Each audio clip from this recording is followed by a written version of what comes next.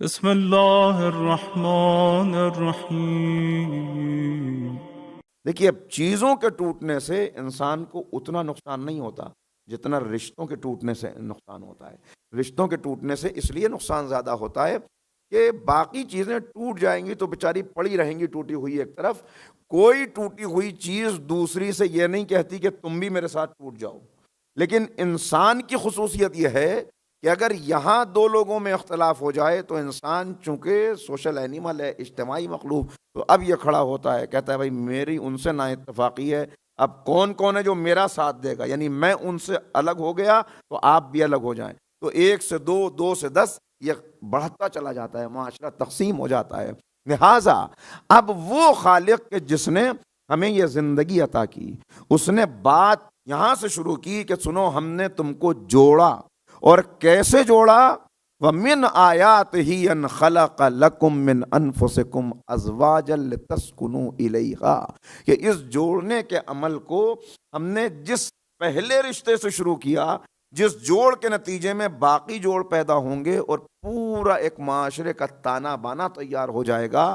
انسانی رشتوں میں سب سے قدیم رشتہ تو وہ جوڑ جو ہم نے لگایا، وہ جوڑ کیا ہے کہ وہ پہلے یہ محسوس کر لو کہ یہ ہم نے قرار دیا، وَمِنْ آیات، یہ ہماری نشانیوں میں سے ہے کہ ہم نے تم میں تمہارے جوڑے قرار دیے، یعنی یہ تمہارا اختیار نہیں تھا۔ اب ذرا یہاں پہ متوجہ ہیں آپ، تو ذرا سی بات عرض کر دوں کہ دیکھیے وَمِنْ آیات، یہ ہماری نشانیوں میں سے ایک نشانی ہے۔ نشانیوں میں سے نشانی ہونے کا کیا مطلب ہے؟ نشانیوں میں سے نشانی ہونے کا مطلب یہ ہے کہ اگر ذرا غور کریں گے تو بات واضح ہو جائے گی کہ کیسے یہ جوڑے ہونا یہ اللہ کی نشانی ہے۔ آپ نے آج تک کسی علاقے، کسی قبیلے، کسی خاندان میں کبھی نہیں سنا ہوگا کہ صرف لڑکے ہی لڑکے پیدا ہو رہے ہوں، کسی علاقے میں صرف لڑکیاں ہی لڑکیاں پیدا ہو رہی ہوں اور ان کے لیے لڑکے کم پڑ گئے ہوں۔ یہ توازن کبھی بگڑتا نہیں ہے، کب سے یہ دنیا چل رہی ہے اور دنیا کی آبادی اور نسلوں کا یہ سلسلہ آگے بڑھ رہا ہے، لیکن کبھی ایسا نہیں ہوا کہ کسی علاقے کے اندر لڑکے اتنے ہو گئے ہوں کہ لڑکیاں کم پڑ گئی ہوں۔ یہ توازن برقرار رکھنا انسان کے بس کی بات نہیں ہے۔ یہاں سجدہ کیجو اس خالق کو کہ جو کہتا ہے ہم نے نشانی قرار دیا، یعنی ہم اس توازن کے ساتھ اس آبادی کو لے کے چلیں گے کہ نہ کبھی جوڑے بگڑنے پائیں گے نہ کبھی کم ہونے پائیں گے۔ یہ توازن بگڑے گا تو تمہاری وجہ سے بگڑے گا کہ جب تم لڑکیوں کے قتل پہ آمادہ ہو جاؤ گے، انہیں پیدا ہی نہیں ہونے دو گے، جب تم پابندی لگاؤ گے تب یہ توازن بگڑ سکتا ہے۔ لیکن اگر ہمارے قانون کے مطابق سب چیزیں چلتی رہیں تو یہ توازن بگڑنے والا نہیں۔ کیا تمہیں اس میں ہماری نشانی نظر نہیں آتی؟ یعنی تمہارا اختیار میں تو نہیں تھا، یہ تم اس میں اختیار نہیں دیکھتے کہ کیسے ہم نے اس توازن کو برقرار رکھا؟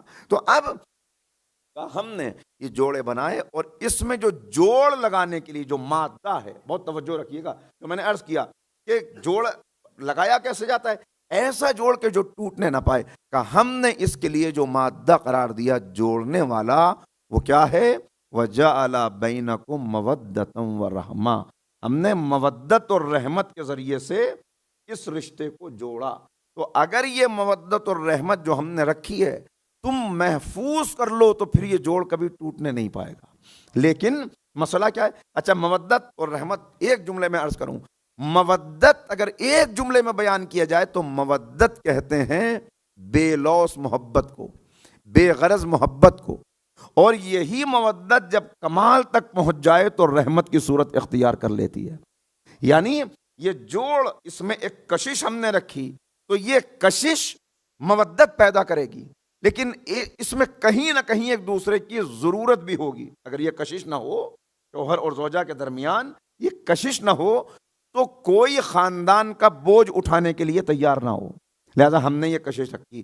لیکن ایک مرحلہ وہ آئے گا کہ اب جو گلاب سا کھلا ہوا چہرہ تھا وہ مرجھا جائے گا، اب جھریاں آ جائیں گی چہرے کے اوپر، تو اب بظاہر جو کشش کا وسیلہ تھا، جو سبب تھا، وہ تو ختم ہو گیا، لیکن یہاں یہ رشتہ برقرار رہے گا جب یہ مودت رحمت بن جائے گی، اور اب رحمت مزید ان کے اندر یہ رشتہ مضبوط ایسا کرے گی کہ ایک دوسرے کے بغیر رہنا ممکن نہیں ہوگا۔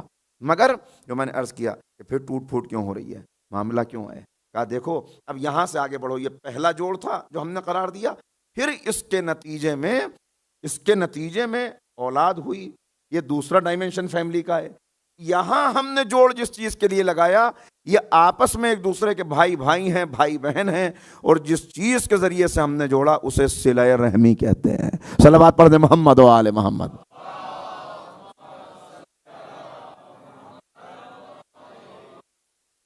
آج کا بڑا مسئلہ یہ ہے کہ چونکہ ہم مغربی فکر سے متاثر ہو گئے اور مفکرین نے یہ کہنا شروع کر دیا کہ اسلام کی کیا بات کرتے ہیں، اسلام کے اندر تو حقوق کا کوئی تصور ہی پایا نہیں جاتا، اسلام تو بس فرض کی بات کرتا ہے، نماز فرض ہے، روزہ فرض ہے، زکوٰۃ فرض ہے، حج فرض ہے، لہذا صرف فرائض کی بات کرتا ہے، حقوق کی بات نہیں کرتا۔